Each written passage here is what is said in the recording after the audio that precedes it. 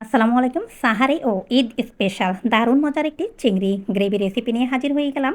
যে চিংড়ি গ্রেভিটা রান্না করলে ১ প্লেটের জায়গায় কয়েক প্লেট ভাত অনায়াসে খেতে পারবেন।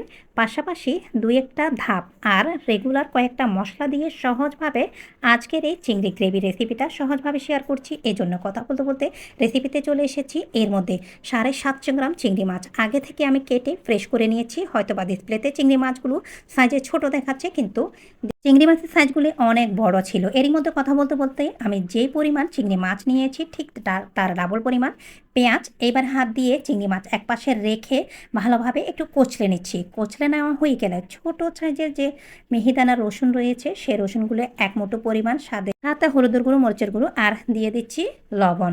দিয়ে আবার একটু আলতোভাবে মাখিয়ে নিচ্ছি। এই সময় যেহেতু আমরা মশলাপাতি দিয়েছি আর পেঁয়াজও দিয়েছি, সাথে চিংড়ি মাছটা মাখিয়ে নিচ্ছি। খুব জোরে সোরে মেখে নেওয়া যাবে না।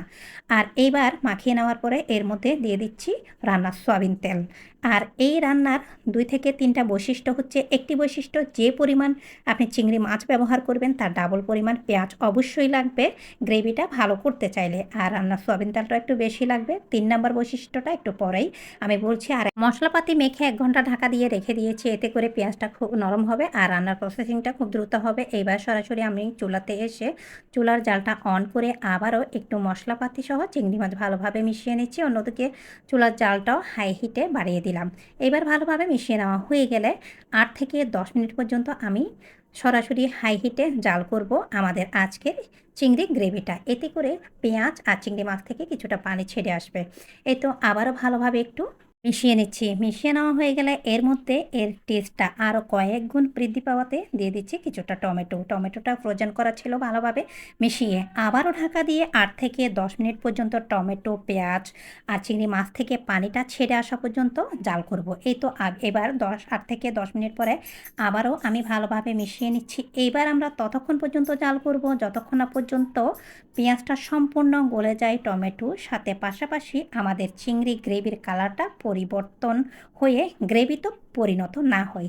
যখন এর কালারটা পরিবর্তন হয়ে গ্রেভিতে পরিণত হবে ঠিক তখনই আমি চুলার জালটা কমিয়ে এর মধ্যে কাঁচামরিচ, ধনিয়া পাতা আর লবণটা চেক করে আমি রান্নাটা সম্পূর্ণ করব। আলহামদুলিল্লাহ।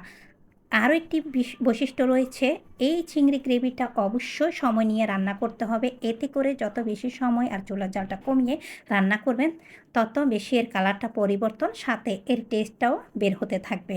তো এরই মধ্যে কথা বলতে, বলতে আলহামদুলিল্লাহ আমাদের চিংড়ি গ্রেভি অলমোস্ট ডান। আপনারা চাইলে সামনে ঈদে অথবা সাহারির জন্য এই চিংড়ি গ্রেভিটা রান্না করতে পারেন। আলহামদুলিল্লাহ খেতে কিন্তু অসম্ভব মজা। কয়েকটি ধাপ আর হাতের কাছে থাকা ২-১টা মশলা দিয়ে সহজভাবে রান্না করে আপনাদের সাথে শেয়ার করেছি। আর বাসায় আমি সবসময় এইভাবে আমার পরিবারের জন্য বা আমার ছেলেদের জন্য আমি রান্না করে থাকি।